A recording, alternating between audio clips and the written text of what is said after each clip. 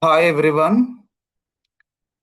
Let me take an opportunity to introduce myself. I'm Raghu, Assistant Professor of English, School of Sciences and Humanities from SR University, which is located in Warangal, Telangana.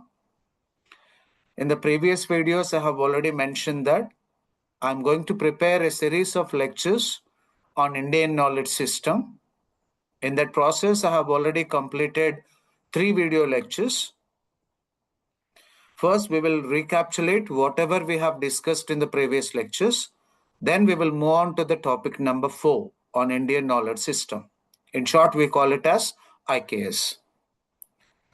Lesson number 1 with the title Basic View of Indian Knowledge System. Under the canopy of lesson number 1, we focused on 4 important points. One is what is IKS? What are the key features of IKS?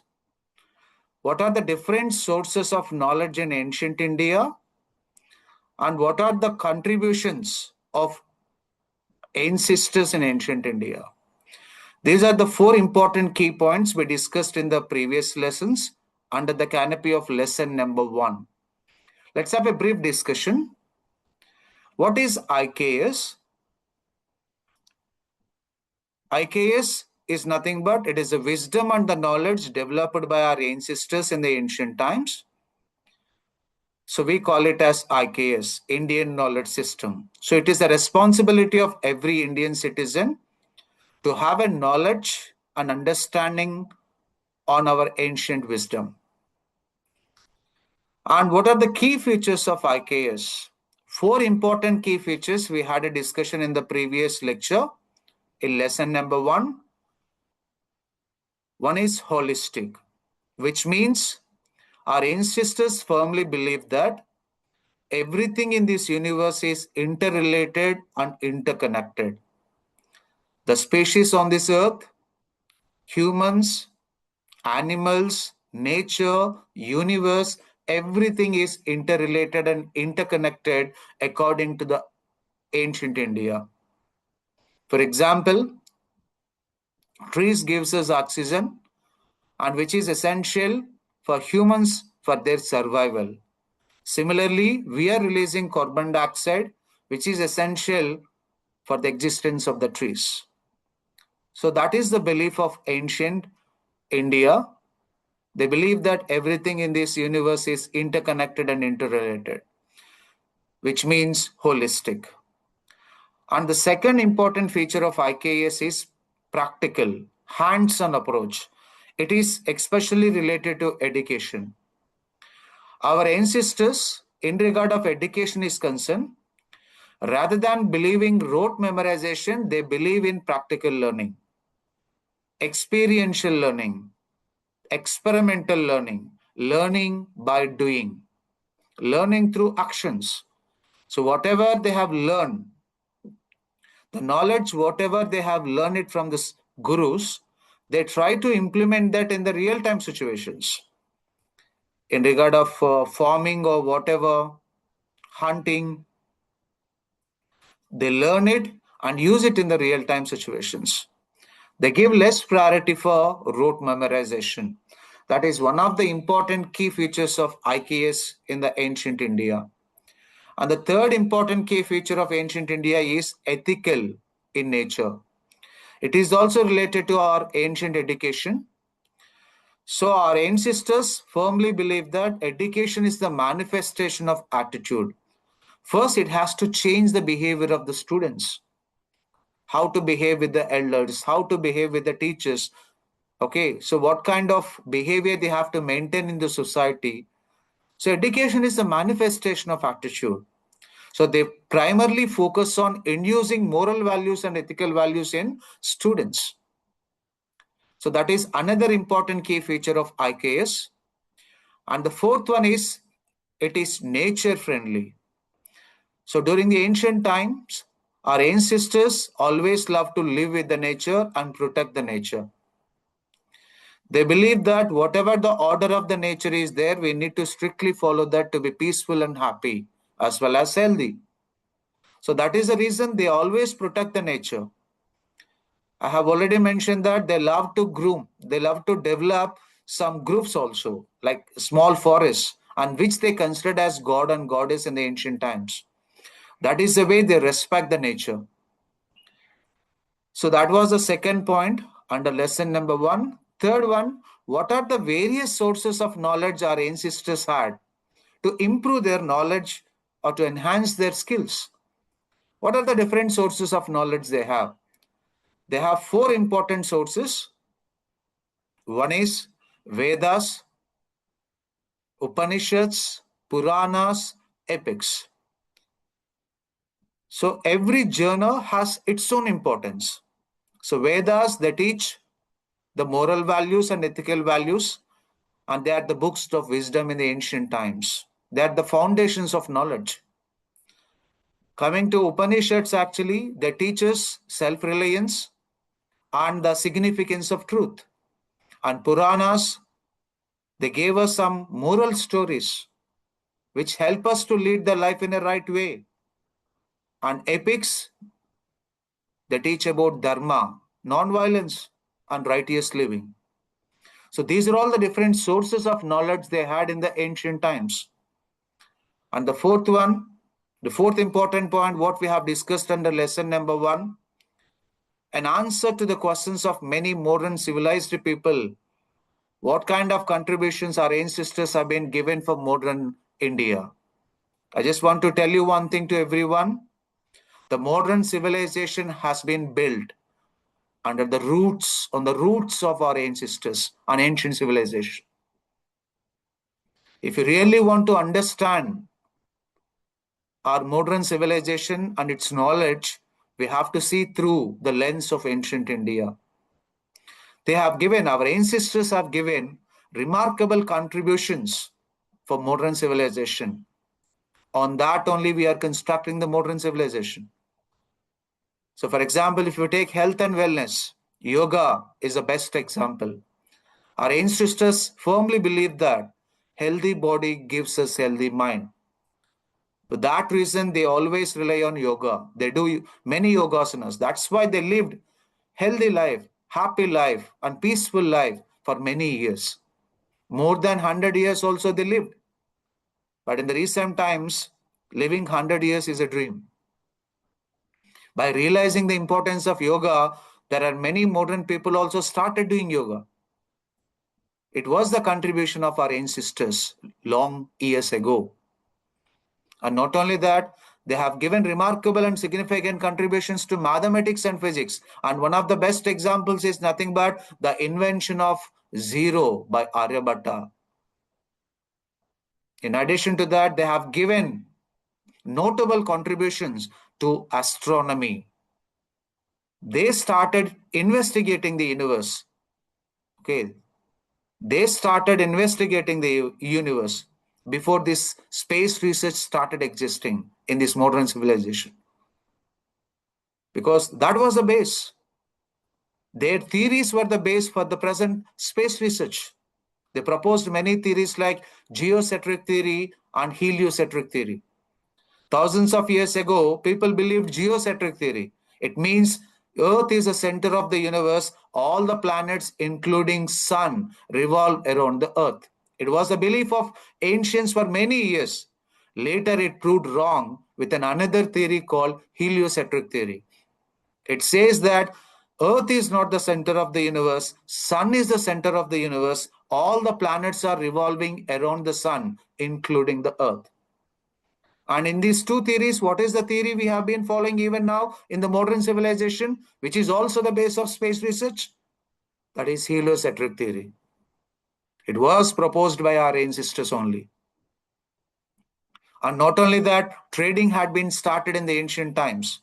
They were the first people who started using coins, copper coins, silver coins for the sake of trading. They export gold also during the ancient times. And we are using the currency by adopting their idea of the coins. In such a way, their contributions were there in many fields. If you take medicines, they have given the greatest achievement to the modern civilization that is called Ayurveda. They relied on natural medicines. Even in the modern civilization also, many youngsters, many elderly personalities also very much interested to go for Ayurveda medicines for any kind of a treatments, realizing that Ayurveda is better than allopathy according to them. And it was initiated by our ancestors. It is the product of our ancestors.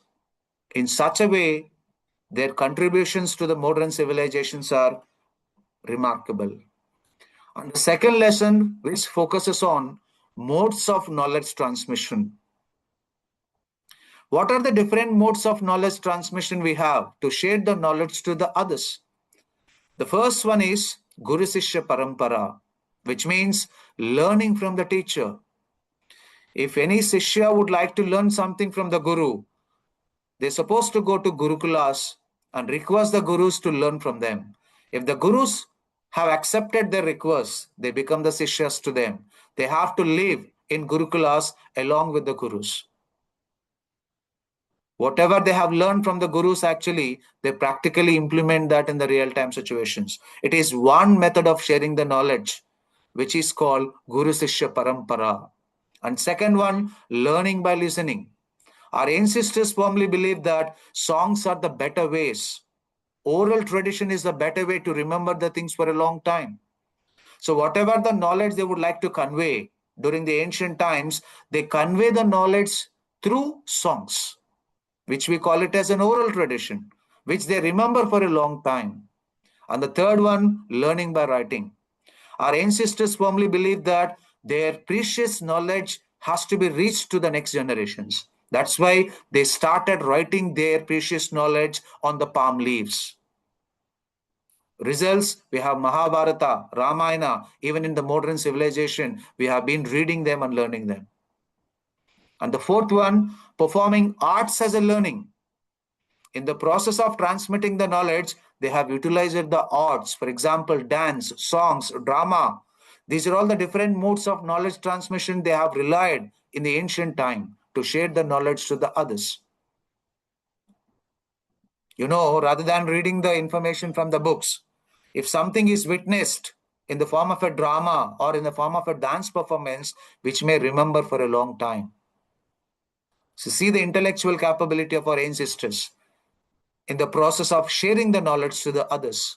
The next one, debate is one of the best ways to share the knowledge in the ancient times. Even now we are following that at the time of placements to test their communication skills and to test their critical thinking or logical thinking. Even in the modern civilization, we are following the debates.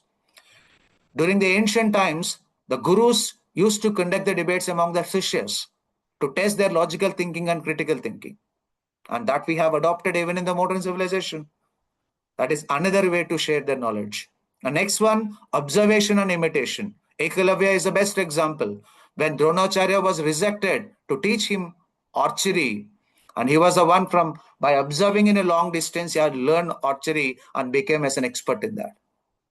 Observation and imitation were the best ways to transmit the knowledge. Even the kings who would like to learn the fighting techniques to participate in the warfare from gurus, actually the gurus were performing and the kings were observing to learn from them, and they imitate, observe, and they will learn the techniques. They enhance the skills through observations. That is another important method or the way to transmit the knowledge during the ancient times. Visiting different pilgrimages and travel, which are the other ways of transmitting the knowledge. When we go to a particular temple during the ancient time, they share their knowledge, they share their culture. Even there was a tradition in the Gurukulas, actually, from one Gurukula students will go to the other Gurukula students and they have a interaction with other students there in other Gurukulas so that they can share their knowledge to each other. This kind of a tradition was there in the ancient times where the students of one Gurukula go to the other Gurukula and interact with them. That's a good idea to share their knowledge to each other.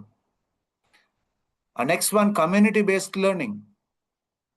The elderly personalities and the village leaders used to gather the people on specific occasions like festivals and all. They celebrate them together. And these leaders are going to explain the importance of the rituals and culture. And that was carried out even to the next generations too. That's why we are performing pujas and everything at home, and we are celebrating festivals together. That is what community-based learning. Through that also, the knowledge was transmitted to the different group of people. And symbolism and visual representation. Temples were the best examples for that. The lifestyle of the ancestors, the birth process, the food habits, the lifestyle, everything was carved on the walls of the temple. Even now, we can witness that in the ancient temples, on the walls of the ancient temples. See the intellectual ability of our ancestors, how they shared the knowledge to the next generations. Our mnemonic techniques, and they try to convey the morals through the drills of the rhymes. And morals were merged in the rhymes, the lyrical rhymes. The best example, there is a rhyme, English rhyme called, what is that? Johnny, Johnny, yes, Papa, eating sugar, no, Papa, which means what? They are trying to suggest something, eating sugar too much is not good for health. And this kind of a technique and idea which was adopted from the ancient India. And they followed it. They followed it for inducing moral values and ethical values through the drilling of rhymes and chants to the students. Together, these are all the basic view of lesson number 2, the modes of knowledge transmission in ancient India. And the third one, Vedic corpus, the foundations of Indian wisdom. Let's recapitulate briefly about the third lesson too, before we proceed to the lesson number 4. What is Vedic corpus? It's very clear. The Vedic corpus includes 4 books. The books which were written thousands of years ago and which talks about universe, nature, moral values, philosophy, wisdom. So each book, each Veda has its own significance. Let's discuss briefly. What is the purpose of Rig Veda? Rig Veda is a book of lyrical songs. Rig Veda is a book of lyrical songs which talks about universe, nature, how to lead a good life. And Rig Veda believes Rita. Rita means what? How to lead a good life. Rita means leading a good life. Rita believes that everyone during the ancient times have to follow the order of the nature. We should not violate it. Our ancestors firmly believed that if you follow the Rita strictly, you can have a peaceful and happy life. That's what Rig Veda suggests through lyrical songs. It is a book of lyrical songs in the ancient times. And second one, Ayurveda. It is a book of rituals and prayers. In different occasions, festivals, yagnas and all, and we perform pujas. This is a book explains, this is a Veda explains how to perform the pujas in a step-by-step process. And what kind of mantras we need to use. And what kind of chants we need to say while we are performing the puja. Everything in detail explained in Ayurveda. It is a guidebook to the priest. By following this book only, the priests are going to arrange all the required things before performing puja. And the third one, Samaveda. And Rigveda and Samaveda are interconnected to each other. How? Rigveda consists of lyrical songs. Whatever the lyrical songs were there, adding music to that, and Samaveda make it like a prayer song, which is generally used at the time of performing pujas. For example, if you take a movie actually, a lyricist is going to write the lyrics of the song. And what is the responsibility of a music director? Convert those lyrics into a beautiful song, a melodious song. That is what the relation between Rigveda and Samaveda. Whatever the lyrics were there in Rigveda were converted into a beautiful prayer songs in Samaveda by adding music to that, and which are generally used while performing pujas and rituals. And the last one, Adharvaveda. It is a rule book for daily life. When to wake up, when to sleep, what kind of food we're supposed to eat, and how to respect the nature, and how to perform the rituals, how to show our gratitude, how to live in the society, how to respect the people surrounded by us. All these things are properly being guided in a rule book called Adharvaveda.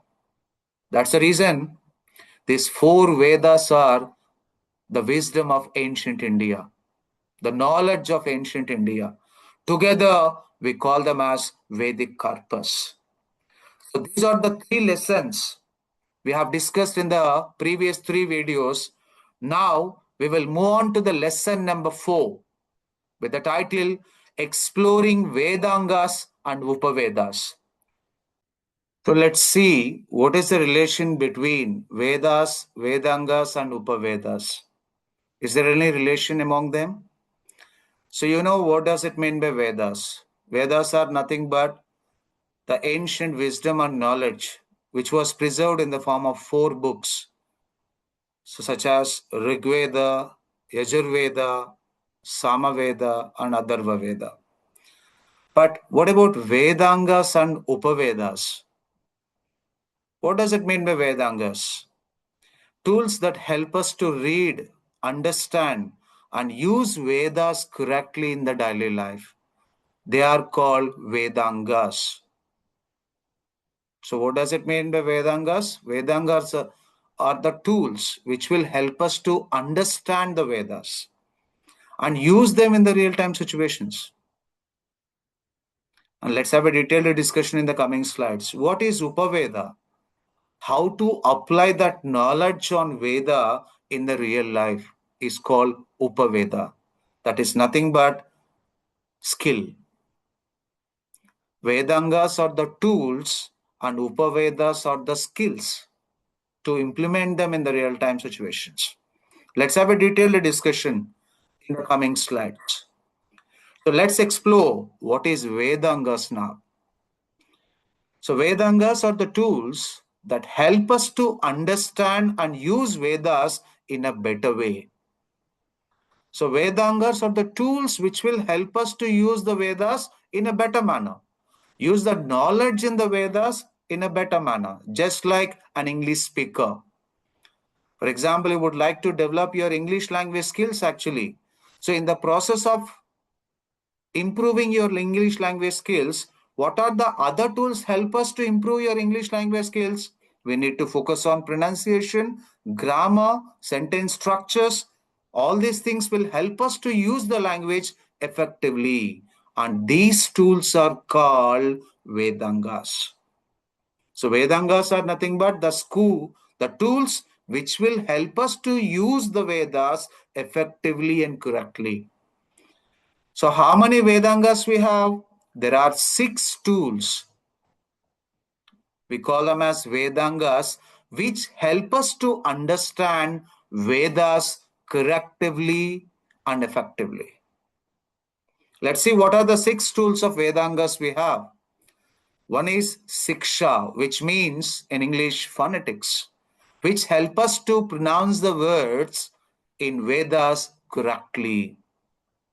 So it focuses on training on pronunciation while we are reading Vedas. And next one, Vyakarana. You all know that. What is a Vyakarana in English? Grammar. What is the purpose of grammar? Which help us to use the language correctly in Vedas. So whatever the knowledge we have acquired, okay, grammar help us to use that knowledge correctly with the proper rules of language.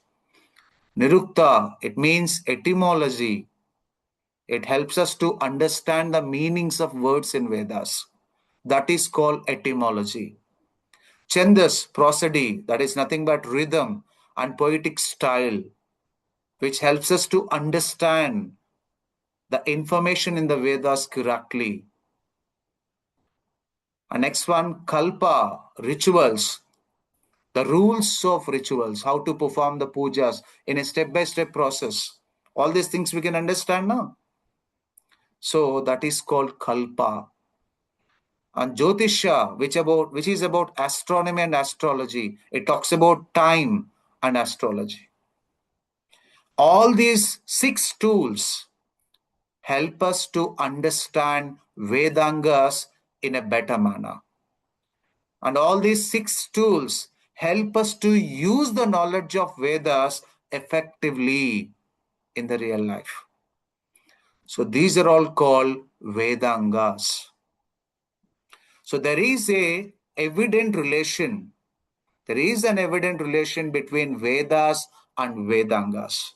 What is that relation? As we have already discussed it, that Vedas are the knowledge and wisdom of ancient times, which was preserved in the form of 4 books. And if you would like to understand the knowledge of those books, actually, the Vedangas are necessary for us, which are the tools of reading and understanding the concepts of Vedas. And what are the 6 tools we have to read and understand the knowledge of Vedas or the information in Vedas? They are called Shiksha, Vyakarana, Nirukta, Chandas, Kalpa, Jyotisha. These 6 tools help us to understand the concepts of Vedas effectively and correctly. Next one, Vedas. What does it mean by Upaveda? Skill. So it is also related and interconnected with Vedas. Vedas are the repository of knowledge in the ancient time in the form of 4 books. And if you want to understand the Vedas, we need the 6 tools, okay, to understand the Vedas or the information in the Vedas in a better way. And those 6 tools are called Vedangas. So you understand the Vedas now with the help of the Vedangas. Now you need to apply them in the real-time situation. And for that, what is required? Theory is not sufficient. You need to apply the theory in the practical situations, in the real-time situations. And those skills are called Upavedas. Those skills are called Upavedas, which is almost like professions, where we are going to showcase our skills. Engineering is a profession. Teaching is a profession. So I should have a teaching skill if you want to teach something. An engineer should have a constructing skills.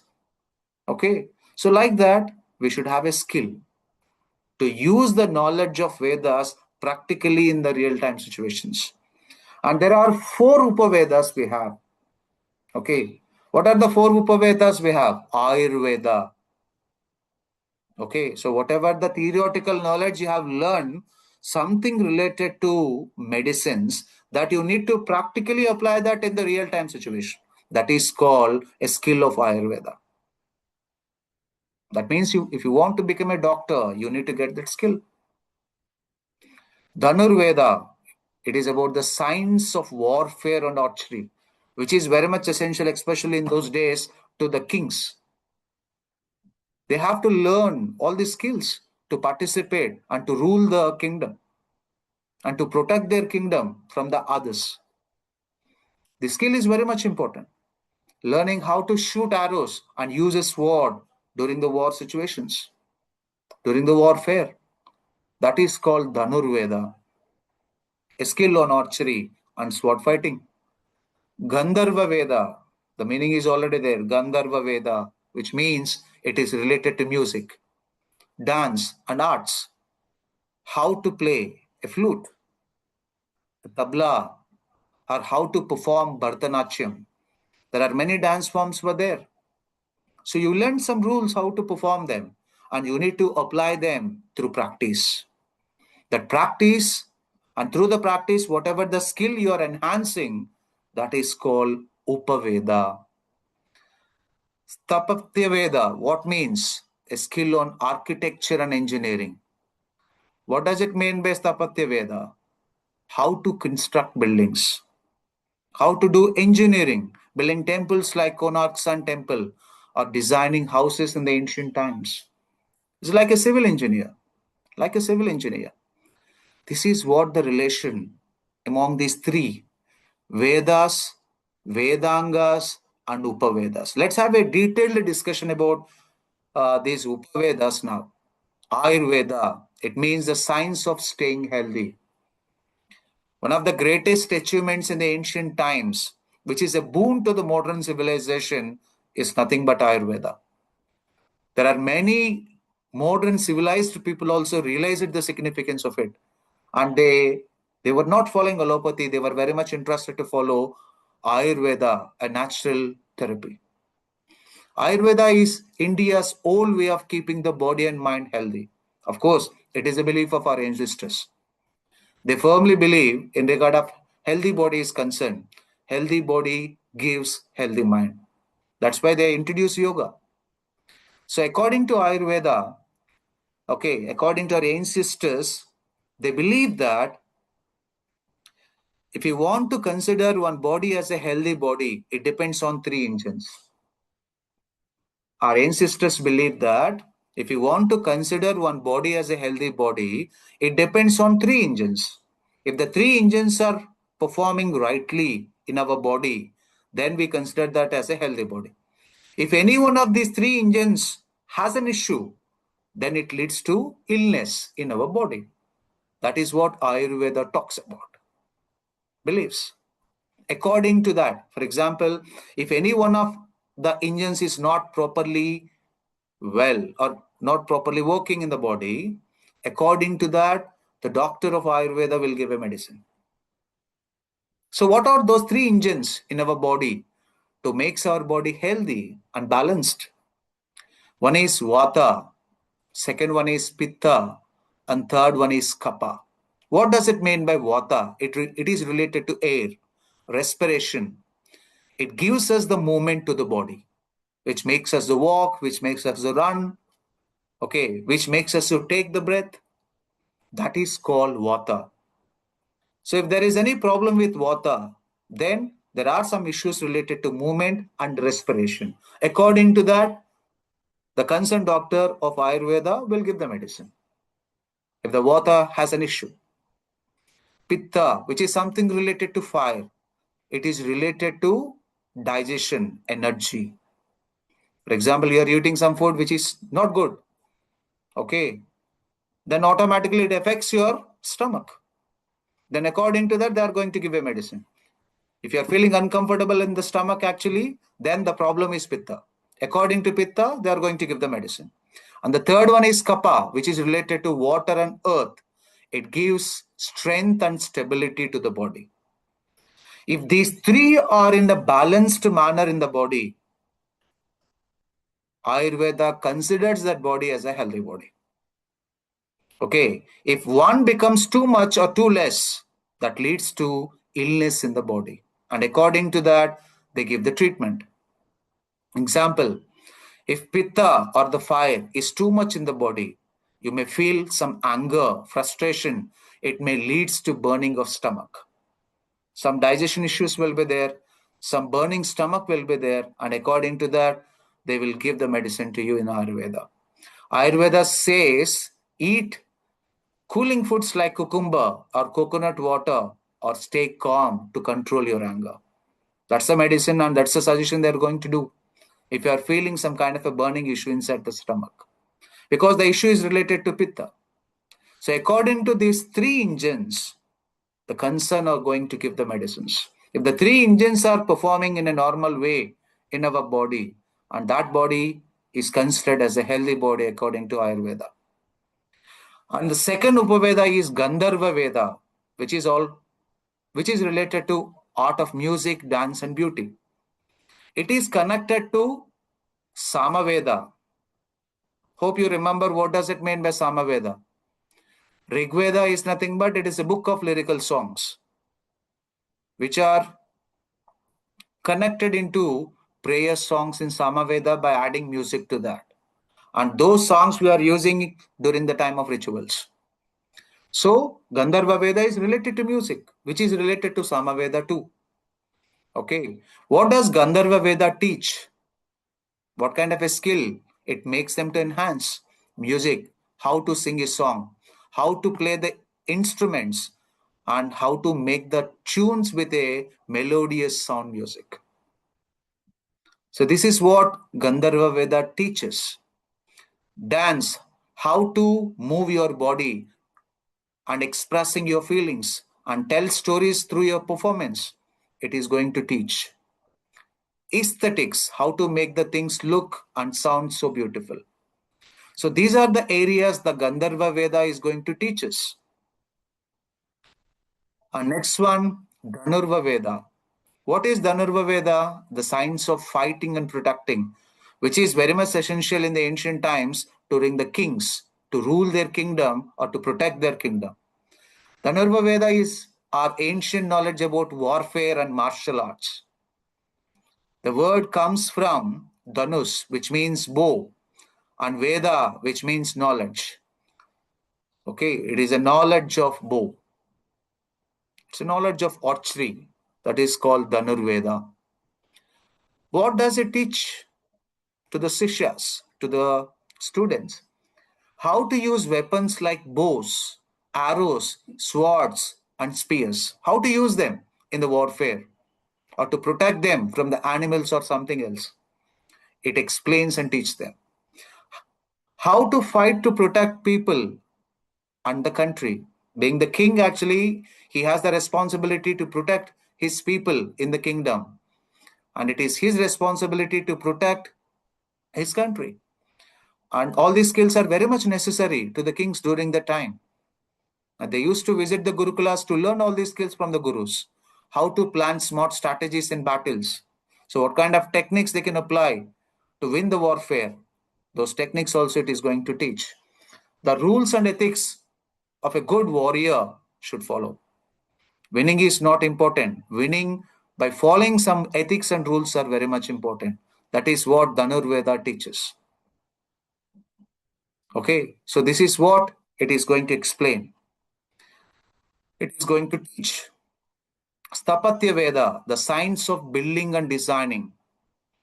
The ancient monuments are the replicas of intellectuality of our ancients, our ancestors. Sthapatya Veda is our ancient knowledge about architecture and construction. So, how to do architecture, how to construct the buildings, how to construct the temples. Sthapatya Veda is going to teach that in the ancient times. How to design a building, how to build a house, how to design a temple and construct the temples and palaces and towns. That is what Sthapatya Veda is going to teach. How to choose the right place for construction and direction for buildings. That is nothing but Vastu Shastra. It also teaches what kind of Vastus we need to follow while we are constructing temples, buildings, cities, and all. How to make buildings strong, safe, and beautiful. You know the knowledge of our ancestors. They constructed the temples and various monuments thousands of years ago. Even now, they existed amidst of many natural calamities also after thousands of years. That is what the intellectual capability of our ancestors. So this is about Sthapatya Veda.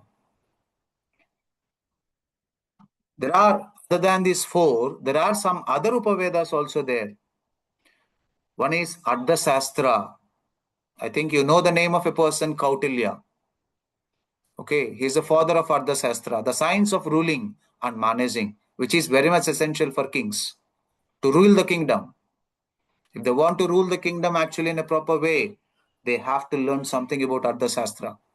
Arthashastra is our ancient knowledge about how to run kingdom wisely. The word comes from Artha, which means wealth, Shastra, which means science or rules. The rules of wealth or the rules of resources, we call it as Arthashastra. What does it teach?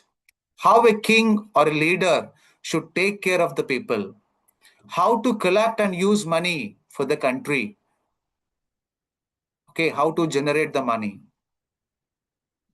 okay.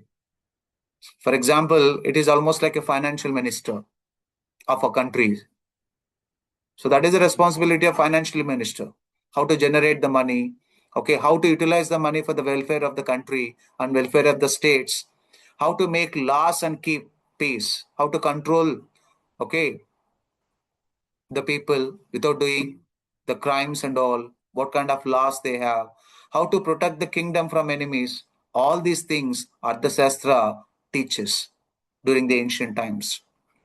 And Shilpa Veda, ancient sisters are very much famous, okay, for crafting arts. You know, a lot of knowledge has been carved on the walls of the temples. That is what the intellectual capability of our ancestors. Shilpa Veda is our ancient knowledge about making things with skill and creativity, which is related to skill and creativity. It is connected to Yajurva Veda. Among four Vedas, the Shilpa Veda is connected to Yajurva Veda. I have already mentioned that, okay, it is a rule book of rituals. And how to make statues, jewelry, pottery, decorations, it teaches. How to carve wood, stone, metal into beautiful shapes. This is another responsibility of Shilpa Veda. How to design tools, machines, and artistic objects. This is all together Shilpa Veda. So this is in brief about Vedangas and Upavedas. Let me conclude by saying that Vedas, Vedangas, and Upavedas, all these three are interconnected to each other. So, Vedas are nothing but the knowledge and the wisdom developed in the ancient times and which was preserved in the form of four books is called Vedas. So, if we want to read and understand the information in the Vedas, we need Vedangas, which are the six tools which will help us to understand the information in a better way in Vedas. And whatever the information and knowledge you have acquired with the help of Vedangas by reading Vedas, that knowledge you need to apply that practically in the real time situations. And those skills and practice are called Upavedas. So this is in brief about lesson number 4